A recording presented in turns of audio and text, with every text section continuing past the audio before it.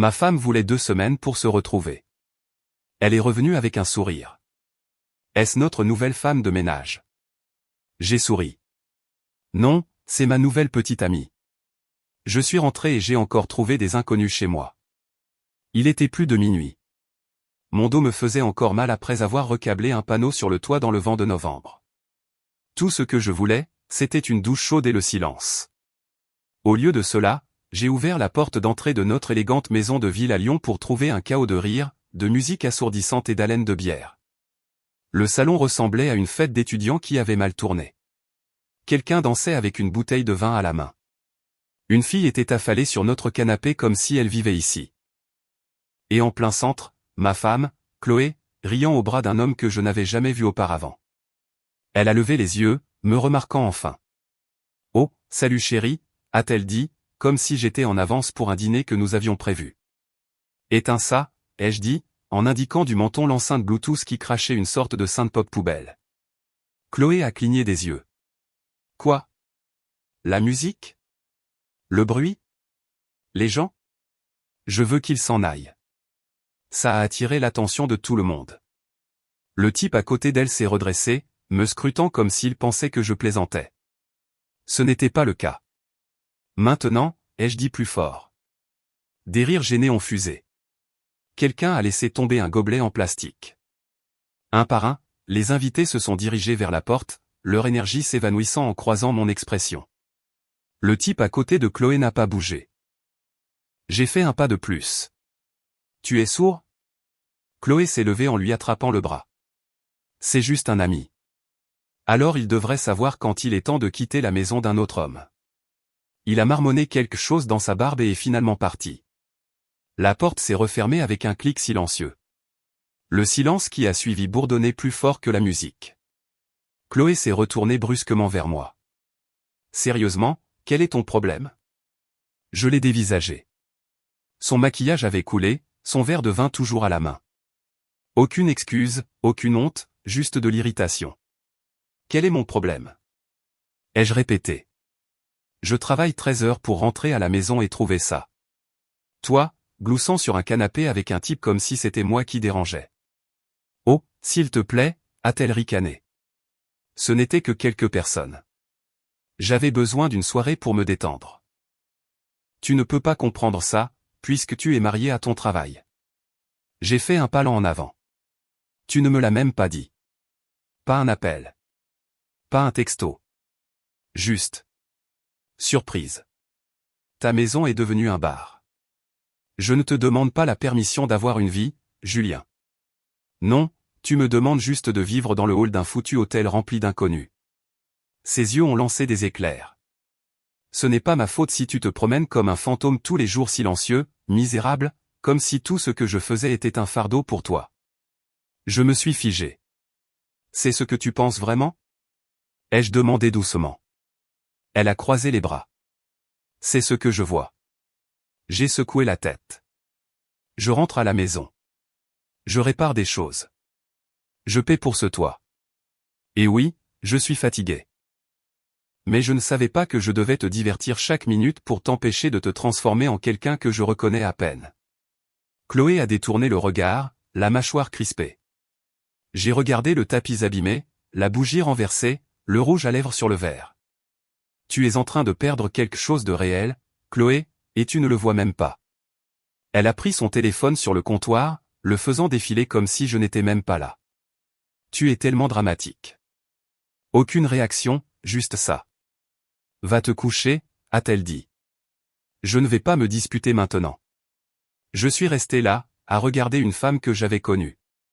Quelque chose s'est resserré dans ma poitrine, mais je n'ai pas crié. Je n'ai pas supplié. Je suis allé dans la cuisine, je me suis versé de l'eau et j'ai laissé le silence s'installer. Car sous tous les cris, le vin et les inconnus, quelque chose de plus froid avait commencé à grandir dans ses yeux. Et ce n'était pas seulement du ressentiment. C'était du détachement. La lumière du matin filtrait à travers les fenêtres du salon comme si rien ne s'était passé. Mais la pièce racontait une autre histoire. Du vin rouge renversé s'infiltrait sur le bord du tapis en laine que nous avions choisi un dimanche pluvieux à Aix-en-Provence. Des éclats de verre scintillaient sous le tabouret de bar comme des confettis de colère. Quelqu'un avait écrasé une cigarette sur le côté du fauteuil en velours que Chloé avait un jour juré être trop parfait pour être utilisé. Et elle était toujours sur le canapé. Même robe, même eyeliner qui a coulé, même téléphone à la main, le pouce défilant comme si elle étudiait pour un examen qui n'arrivait jamais. Je suis resté sous l'arche quelques secondes de plus que nécessaire. Pas de bonjour, aucune reconnaissance. Juste une gorgée d'eau désinvolte dans son verre à vin comme si c'était une gourde de sport. Tu ne vas même pas regarder l'état de cet endroit? Ai-je demandé. Elle a levé les yeux, plissant les paupières comme si j'avais interrompu un rêve. Quoi? Tu as saccagé la maison. Elle a haussé un sourcil. Je n'ai rien saccagé. Tu as organisé la fête. Tu as laissé faire. Et maintenant, tu prétends que c'est le problème de quelqu'un d'autre. Chloé a poussé un soupir dramatique et s'est laissée retomber sur le canapé. Tu vas vraiment me faire un sermon maintenant? Je ne te donne rien du tout. Je te demande ce qui est arrivé à la femme qui se souciait que notre maison ressemble à un foyer. Elle n'a pas répondu. Ses yeux sont retournés à l'écran et ses lèvres se sont légèrement retroussées, souriant à quelque chose dont je ne faisais pas partie. C'est à ce moment-là que j'ai arrêté de parler. Au lieu de ça, j'ai avancé lentement à travers les décombres, ramassé les gobelets vides et les serviettes détrempées, relevé le tabouret renversé, essayé d'enlever la tache de vin du tapis, mais elle était déjà incrustée dans les fibres. Au bout de 10 minutes, j'ai réalisé que je le faisais seul. Encore une fois. Je me suis relevé, je me suis essuyé les mains sur un torchon et je l'ai regardé fixement. Vraiment fixement. J'appelle quelqu'un pour nettoyer ça, ai-je dit. Ne touche à rien. Continue simplement de faire défiler. Sa voix m'a suivi dans le couloir. Tu agis comme si c'était si grave. Ça m'a arrêté. Je me suis retourné, m'appuyant contre le mur. Parce que ça l'est, ou du moins ça l'était. Chloé s'est agitée, croisant enfin mon regard. Mais son expression n'était pas triste. Elle n'était même pas en colère. Elle était vide. C'est ça le problème, Julien, a-t-elle dit. Avec toi, tout est toujours lourd. Toujours important, toujours chargé de sens. Parfois, je veux juste vivre. J'ai hoché la tête lentement. Je ne savais pas que, vivre, signifiait oublier que nous étions mariés. Son silence était plus assourdissant que tout ce qu'elle aurait pu dire. J'ai sorti mon téléphone et j'ai réservé un service de nettoyage local. Le même que nous avions utilisé lorsque ses parents étaient venus il y a 2 ans. À l'époque où nous faisions encore semblant d'être parfaits. Quand j'ai raccroché, elle était toujours là, toujours en train de faire défiler. Tu ne ressens vraiment rien à propos de la nuit dernière? Pas vraiment, a-t-elle dit, d'une voix plate. Je suis resté dans la cuisine, laissant cela s'imprégner, parce que la vérité, c'est que ce n'était pas à propos du désordre. Pas vraiment. C'était la façon dont elle me regardait, comme si j'étais optionnel, comme si j'étais un remplaçant en attendant la vie qu'elle voulait vivre quand elle ne s'ennuyait pas. Je ne l'ai pas dit à voix haute. Pas encore. Mais à un moment donné, debout au milieu des meubles abîmés et de l'odeur rance du vin, j'ai su qu'elle était déjà partie. Et pour la première fois depuis longtemps, je n'avais pas envie de la poursuivre. Je me sentais juste fatigué. 3 jours plus tard, elle se tenait dans l'embrasure de la porte avec une valise et un visage que je reconnaissais à peine. Il était un peu plus de midi. J'avais pris ma journée. Un geste silencieux, un drapeau blanc. J'espérais que nous pourrions parler. Vraiment parler. S'asseoir à ce même îlot de cuisine en marbre où nous planifions nos vacances, discutions de la couleur pour peindre la chambre d'amis, rions de nos anciens voisins de Marseille qui brûlaient toujours leur toast à 2 heures du matin.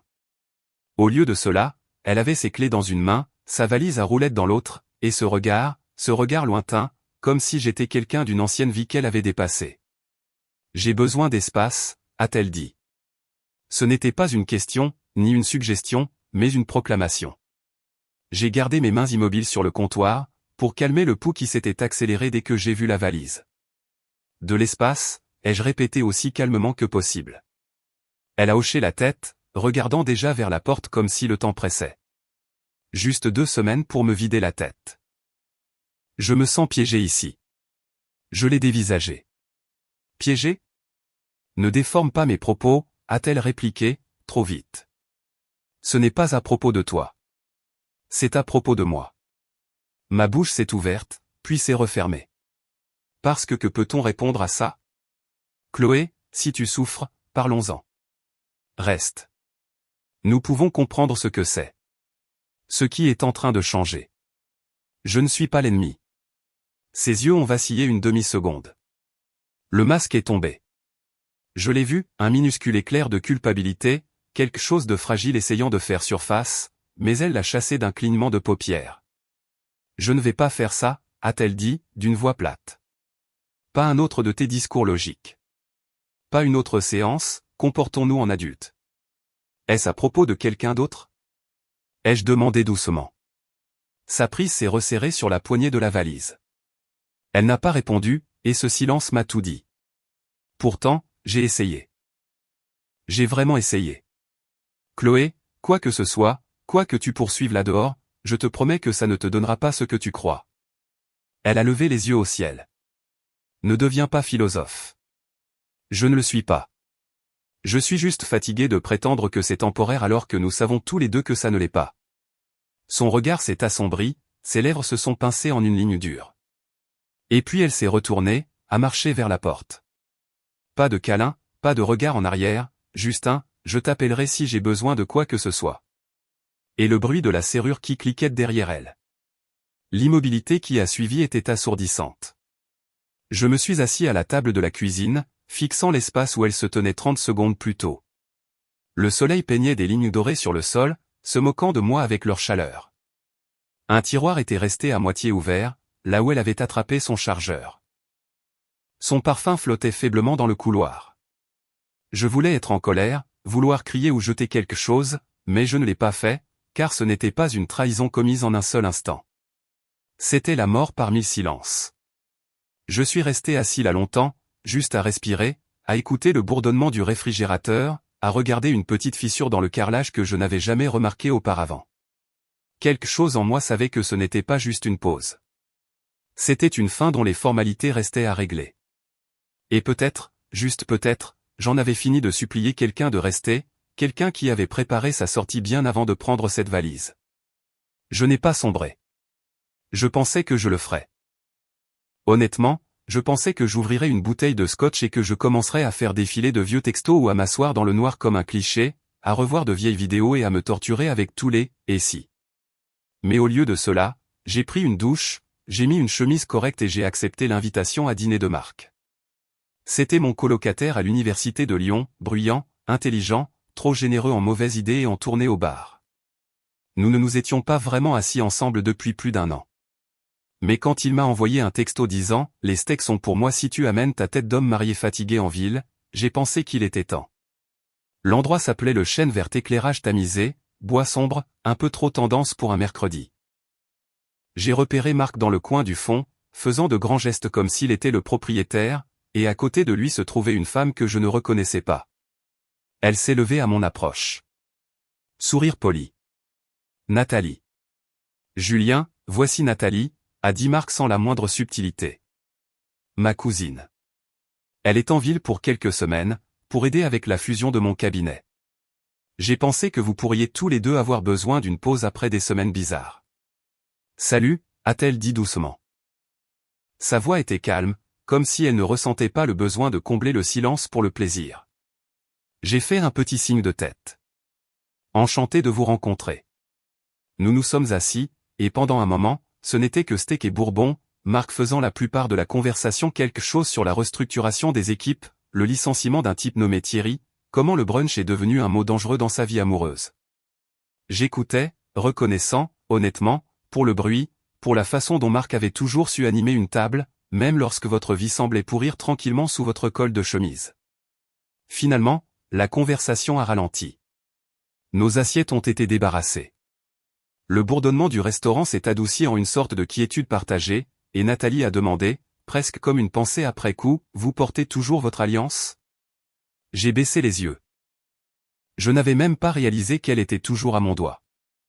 Je l'ai fait tourner légèrement, comme on pourrait jouer avec une dent de lait qui bouge quand on est enfant. Puis, sans drame, je l'ai retiré, je l'ai posé sur la table entre nous. Je suppose que je ne suis plus marié, ai-je dit. Elle n'a pas tressailli, n'a pas haleté, ni détourné le regard. Elle a simplement hoché la tête. Ça doit être une phrase étrange à dire. Ça l'est, ai-je dit. Ça l'est vraiment.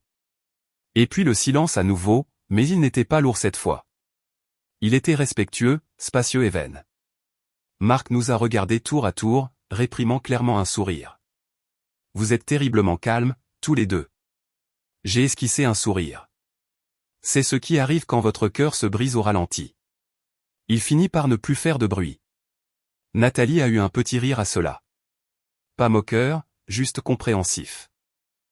Et pour la première fois depuis longtemps, je n'ai pas eu l'impression de devoir me justifier, de devoir jouer la tristesse pour obtenir la sympathie de quelqu'un. Il y avait juste cette femme en face de moi, qui écoutait, sans chercher à réparer, sans juger, juste présente. Et dans cette quiétude, quelque chose s'est apaisé en moi, quelque chose que je n'avais pas réalisé être agité. Ce n'était pas de l'attirance, pas encore, mais c'était de la clarté, un rappel que toutes les fins n'ont pas à vous traîner dans la boue. Certaines vous laissent simplement partir. Le steak était terminé depuis longtemps. Le bourbon, à moitié fondu dans son verre, mais aucun de nous n'a bougé. Marc était parti environ 10 minutes plus tôt, appelé par une urgence professionnelle ou un rendez-vous qui ne pouvait pas attendre. Je n'ai pas demandé. Son clin d'œil en partant était aussi subtil qu'une alarme incendie, mais j'ai laissé passer. Il ne restait donc que nous deux, la banquette du coin, le cliquetis discret des couverts à travers le restaurant. Nathalie était assise en face de moi, son manteau toujours drapé derrière sa chaise, ses mains soigneusement jointes sur la table. Elle ne parlait pas juste pour combler le vide, et j'appréciais cela. En fait, nous n'avions pas dit grand-chose depuis le départ de Marc. Et ce silence n'était pas gênant. Il était prudent, pur, comme si aucun de nous n'avait besoin de forcer quoi que ce soit. Elle sirotait du thé maintenant. Pas de vin, pas d'ivresse, pas de flirt, juste de la présence. C'est ce qui m'a le plus frappé chez elle, elle ne jouait pas un rôle. Ses yeux ont finalement dérivé vers le bas, se posant sur ma main gauche. Vous l'avez enlevé tout à l'heure, a-t-elle dit doucement. J'ai baissé les yeux. L'alliance était toujours là, sur la table entre nous, silencieuse, petite, sans importance. Le vestige de quelque chose qui avait autrefois défini un chapitre entier de ma vie. Je l'ai prise lentement, l'ai fait rouler entre mes doigts, j'ai senti la légère marque sur ma peau où elle reposait, presque comme une cicatrice. Oui, ai-je dit. Je n'y ai même pas pensé en le faisant. C'est probablement pour ça que c'était important. J'ai levé les yeux. Elle a soutenu mon regard. Sans me défier, sans chercher à savoir, juste présente. J'ai pris une inspiration. J'ai porté cette chose pendant 8 ans. Au début, c'était comme un bouclier. Puis c'est devenu une ancre. Puis ça s'est juste estompé. Elle a hoché la tête, sans rien dire. Parfois, ai-je continué, je me surprenais à la faire tourner autour de mon doigt pendant les disputes. Comme si en la maintenant en mouvement, quelque chose pourrait changer.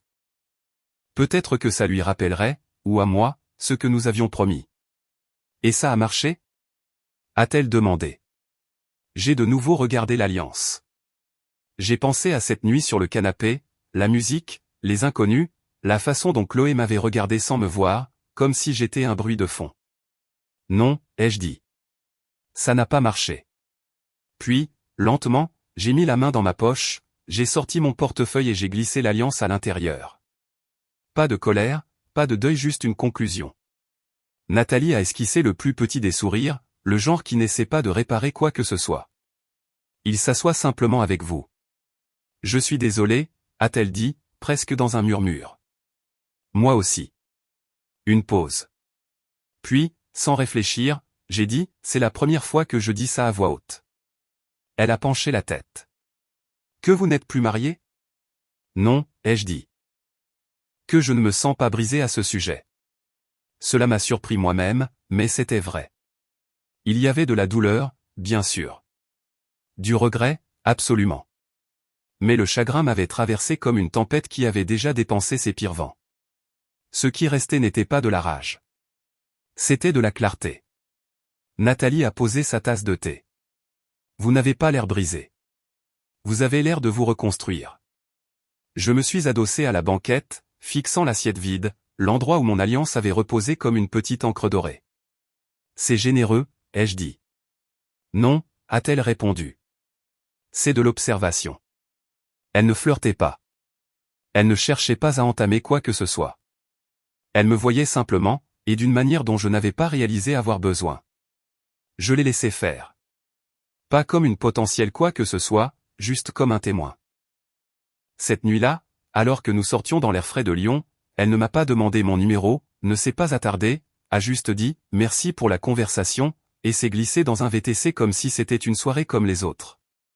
Et je suis resté là, les mains dans les poches, l'alliance rangée dans mon portefeuille, réalisant que pour la première fois depuis des mois, je ressentais quelque chose dont je n'avais même pas su qu'il me manquait, la paix. Le truc avec la paix, c'est que vous ne réalisez pas avec combien de bruit vous avez vécu jusqu'à ce qu'il cesse enfin. Après ce dîner, Nathalie et moi n'avons pas beaucoup échangé de textos, juste un « merci » poli le lendemain. Aucune supposition, aucune pression, mais d'une manière ou d'une autre, nous avons continué à nous croiser. Une fois à un petit vernissage où Marc m'avait traîné. Une autre fois dans une épicerie du centre-ville. Les 2 fois, c'était facile. Pas de gymnastique de conversation banale, juste de la présence. Puis, un jeudi après-midi, j'ai reçu un appel de Marc. « Et mec, service bizarre », a-t-il dit. Nathalie loge chez moi, mais j'ai 6 personnes qui débarquent pour cette stupide réunion d'anciens de l'université que j'ai accepté d'organiser. Un vrai cirque. Peut-elle rester chez toi pour quelques nuits? Tu as la chambre d'amis et je sais que tu ne l'utilises pas. Il y a eu une pause au téléphone. Ça ne vous dérange pas, tous les deux? Ai-je demandé prudemment.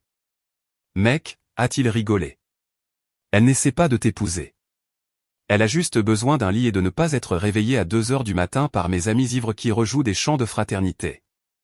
J'aurais pu dire non, mais je ne l'ai pas fait. Oui, ai-je dit. Elle peut rester. Ce soir-là, Nathalie est arrivée avec un seul sac de voyage, une couverture pliée sous le bras. Je ne prends pas beaucoup de place, a-t-elle dit alors que j'ouvrais la porte. J'ai haussé un sourcil. Cette maison pourrait bien supporter un peu de bruit humain. L'espace n'est pas le problème. Elle a eu un petit sourire, puis est entrée comme si elle l'avait fait 100 fois. Calme, tranquille, sans drame. Au cours des jours suivants, quelque chose d'étrange s'est produit dans la maison. Elle a recommencé à respirer. Elle ne comblait pas le silence, elle le respectait. Mais quand nous parlions, c'était facile, la musique, les endroits où nous étions allés, pourquoi elle préférait le jazz sans parole, pourquoi je détestais la coriandre. Rien de lourd, mais tout ce qui rendait l'air plus chaleureux. Je me suis surpris à avoir hâte de rentrer à la maison.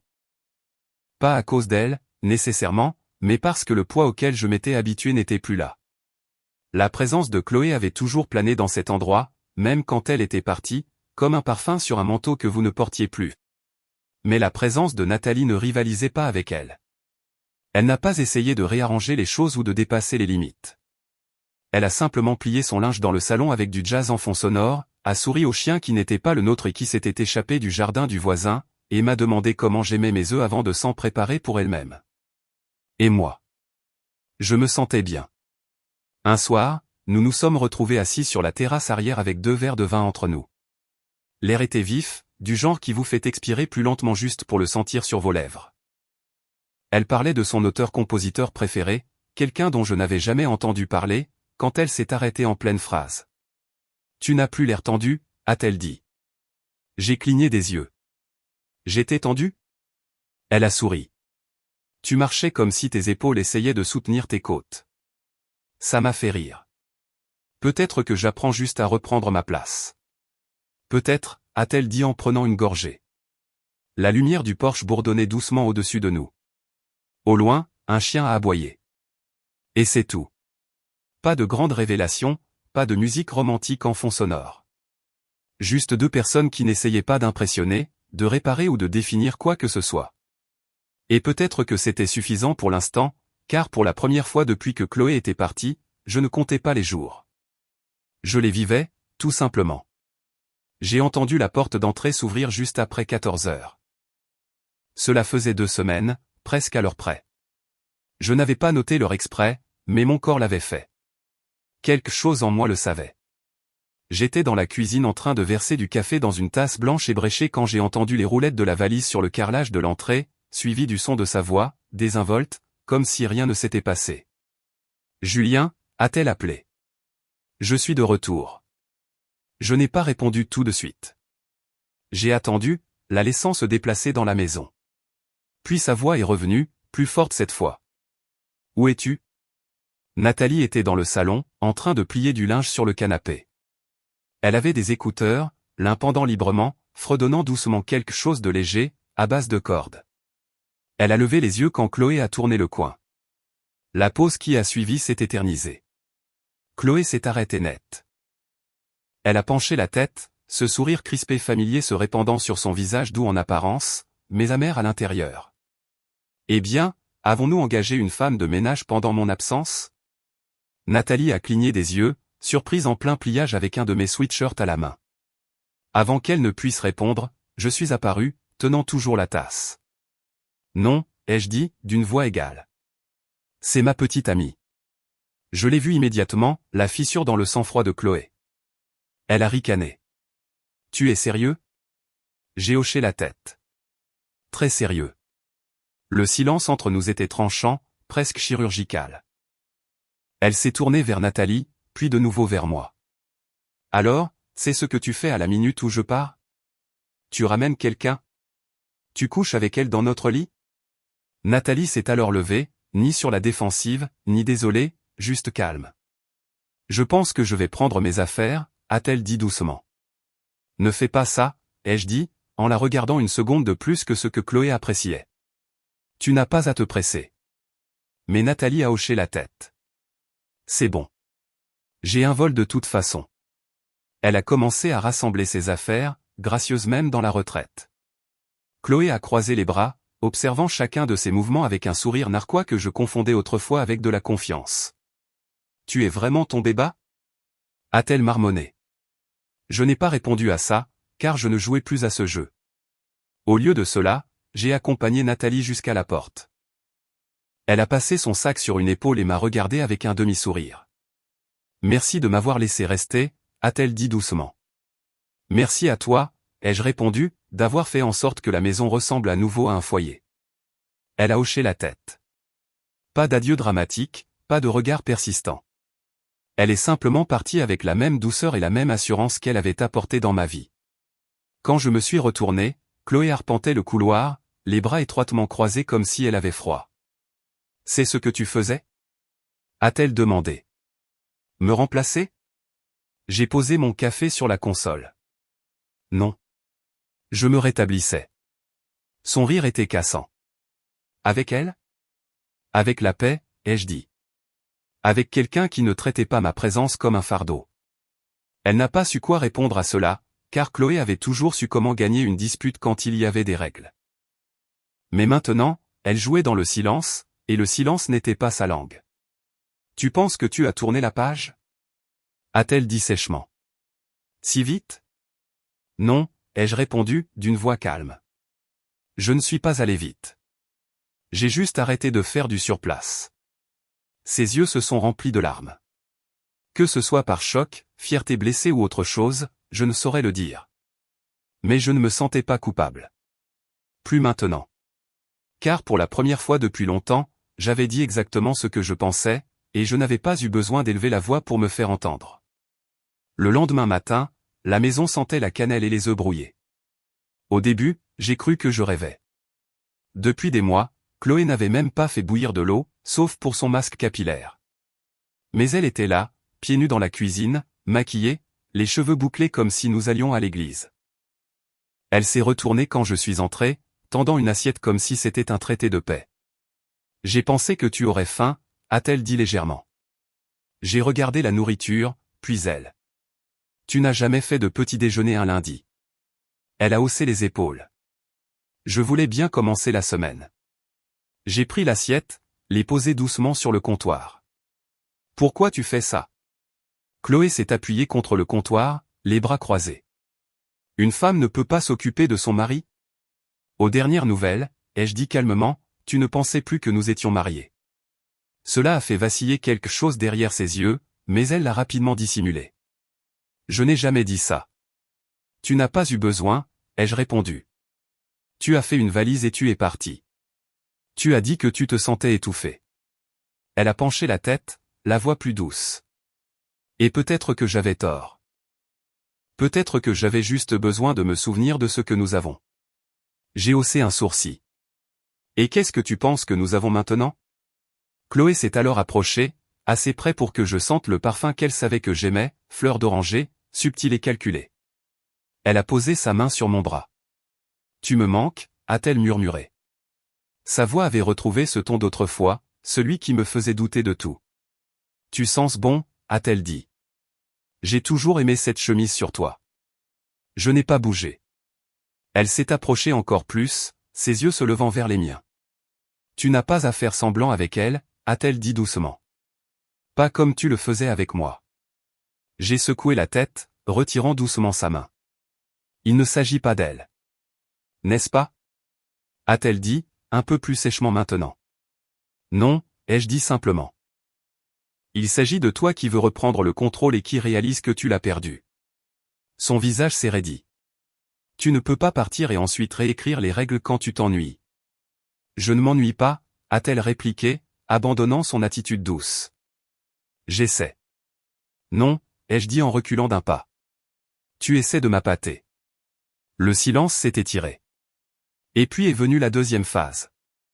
Elle a ri doucement, faisant glisser une main dans mon dos en passant à côté de moi, me frôlant délibérément.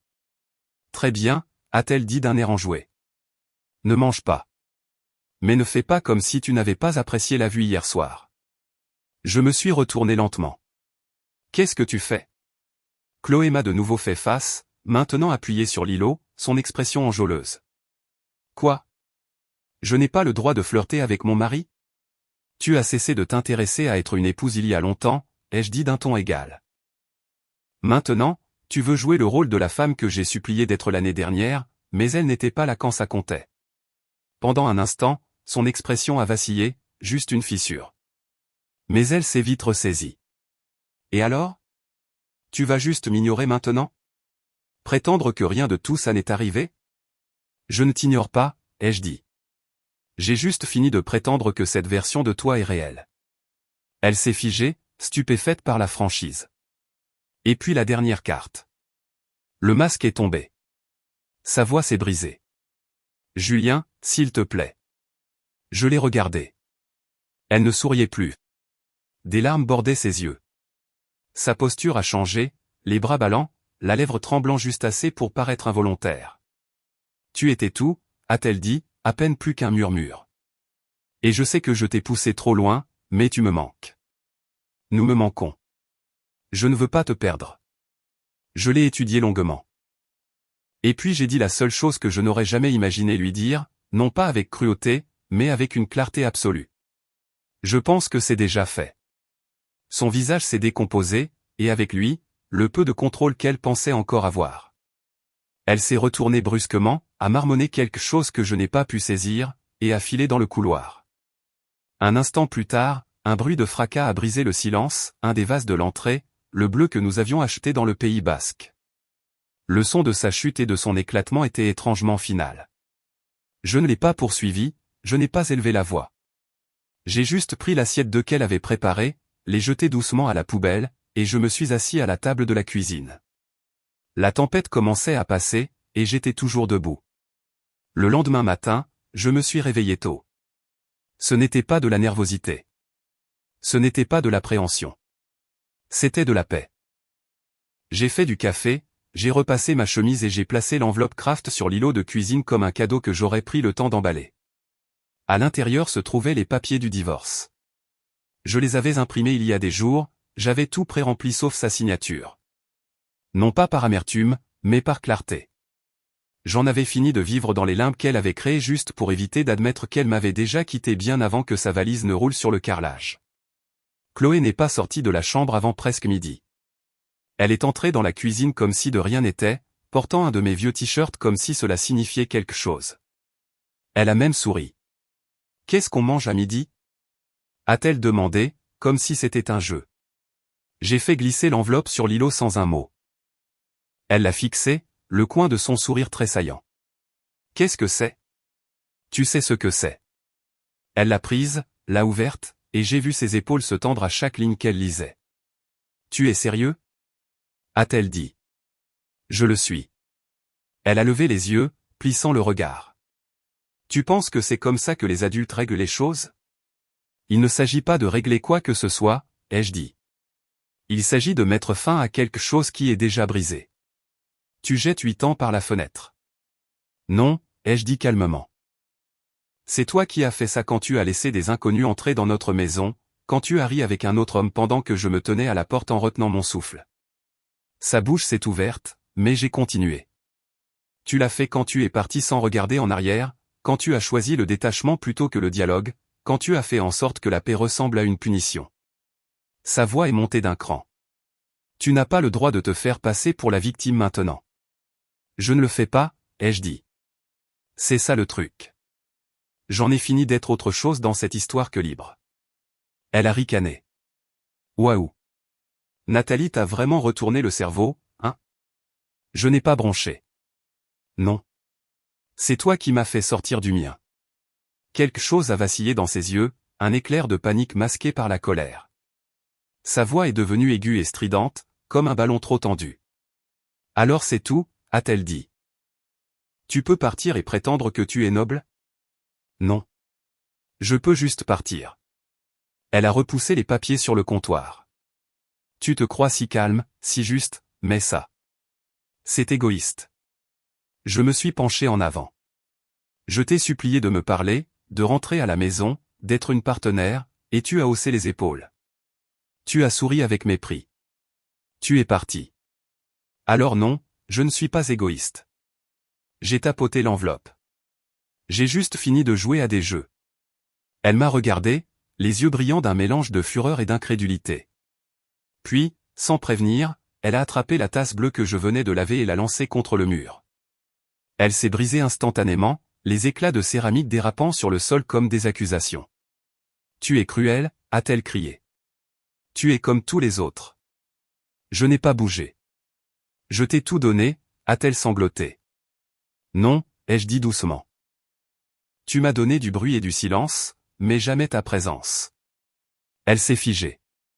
Ça l'a touchée plus profondément qu'elle ne s'y attendait. Et j'ai su à ce moment-là que le combat était terminé. Non pas parce qu'elle avait cessé de crier, mais parce qu'elle n'avait plus rien à lancer qui puisse m'atteindre. Elle s'est détournée, le souffle court, et est sortie de la cuisine en trombe. Quelques minutes plus tard, j'ai entendu la porte claquer, l'écho résonnant dans la maison comme un point final. Je suis allé à l'îlot, j'ai pris l'enveloppe et je l'ai remise dans le tiroir. Elle était signée.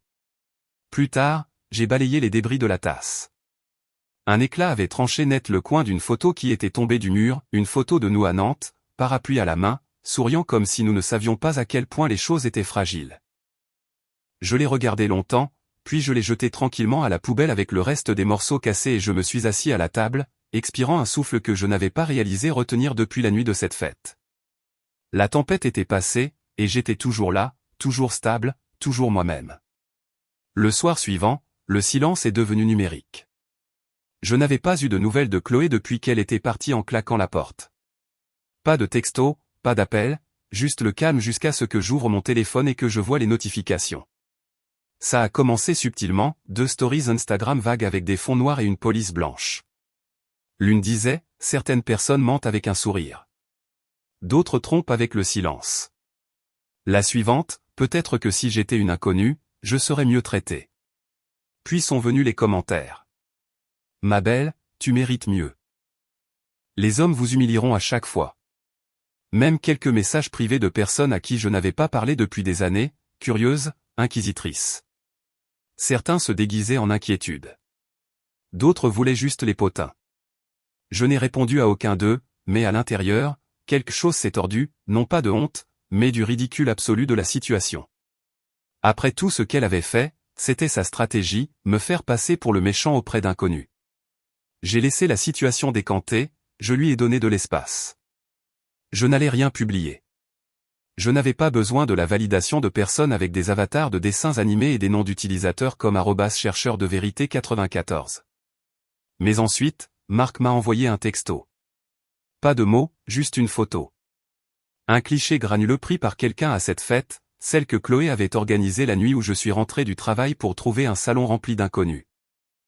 Sur la photo, Chloé, les lèvres collées à celles du même type qu'elle avait un jour juré être, juste un ami, sa main sur sa taille, ses yeux fermés comme si le monde n'existait pas au-delà de ce moment.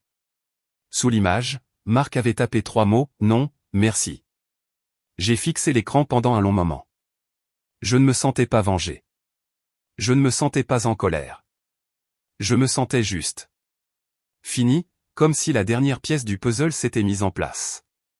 Non pas pour révéler une belle image, mais pour compléter une vérité que je connaissais déjà. Plus tard dans la soirée, j'ai retrouvé Chloé dans un café, en terrain neutre. Je ne lui devais pas cette rencontre, mais je lui ai quand même accordé cet espace. Elle est entrée avec de grandes lunettes de soleil et un manteau trop épais pour la saison. Quand elle s'est assise, elle n'a pas levé les yeux. « Tu l'as vu ?» a-t-elle marmonné. « Oui. » Ses doigts se sont crispés autour de sa tasse de café. « Tu trouves ça drôle ?»« Non, » ai-je dit calmement. « Je trouve ça triste. » Elle n'a pas répondu. Je me suis penché juste assez. « Pourquoi as-tu publié ces choses ?» Elle a haussé les épaules. J'avais l'impression de devoir dire quelque chose. Tout le monde suppose juste. Ils supposent parce qu'ils t'ont vu, ai-je dit. Parce qu'ils connaissent la vérité. Et quelle est la vérité, Julien ? A-t-elle répliqué sèchement, croisant enfin mon regard. Que tu l'as embrassé dans notre maison pendant que j'étais au travail. Que tu as menti, que tu es parti, et que quand ça n'a pas marché, tu es revenu pour réécrire la fin. Sa bouche s'est ouverte, puis s'est refermée. Tu ne peux pas incendier la maison et ensuite te plaindre d'avoir froid, ai-je ajouté. Elle n'a rien dit. Quand je me suis levé pour partir, je l'ai revu, ce vacillement, cette fraction de seconde de reconnaissance dans ses yeux. Pas de regret, juste une prise de conscience. Le jeu était terminé, et je ne jouais plus. Une semaine s'est écoulée. La maison était de nouveau calme. Pas le genre de silence douloureux, mais le genre paisible, pur. Je vaquais à mes occupations sans vérifier mon téléphone toutes les heures. Pas de notes passives-agressives laissées sur le comptoir. Pas de parfum persistant comme une tension dans le couloir. C'était juste moi maintenant, et c'était suffisant. Puis un soir, alors que je fermais tout et que je rinçais un verre, mon téléphone a vibré. Un texto. Nathalie, de retour en ville. J'ai fixé l'écran, souriant avant de m'en rendre compte. Elle n'avait pas suivi avec des questions ou des suppositions. Aucune attente, juste de la présence, même sous forme de texto. J'allais répondre quand on a sonné à la porte. Tard, trop tard pour un voisin. J'ai ouvert lentement. Chloé se tenait là, les cheveux en bataille, le maquillage coulé comme si elle s'était endormie avec et n'avait qu'à moitié essayé de réparer les dégâts. Ses yeux étaient cernés pas seulement fatigués, vides d'une manière que je n'avais jamais vue auparavant. Elle tenait un dossier dans ses mains. « Je signerai le divorce », a-t-elle dit, à peine audible. J'ai hoché la tête. « D'accord. » Elle a regardé par-dessus mon épaule, à l'intérieur de la maison. L'endroit où nous avions construit et détruit quelque chose que nous appelions autrefois l'amour. Sa voix s'est brisée. « Tu es heureux maintenant ?»« Non », ai-je dit doucement. « Mais je suis honnête, et c'est mieux. » Elle a eu un rire sec, mais il s'est effondré dans sa gorge. Puis elle a simplement hoché la tête petit, fatiguée, réelle et sans un mot de plus, elle s'est retournée et s'est éloignée. Je ne l'ai pas regardée partir. J'ai fermé la porte doucement derrière elle, je l'ai verrouillée. Puis je me suis assis à la table de la cuisine, la même où je m'étais assis la première nuit où elle était partie, quand le silence ressemblait à une punition. Maintenant, il ressemblait à la paix. Le passé ne criait plus. Il m'avait laissé partir. Plus tard dans la soirée, j'ai répondu à Nathalie. Moi, bon retour à la maison. Fais-moi signe si tu veux prendre un café un de ces jours.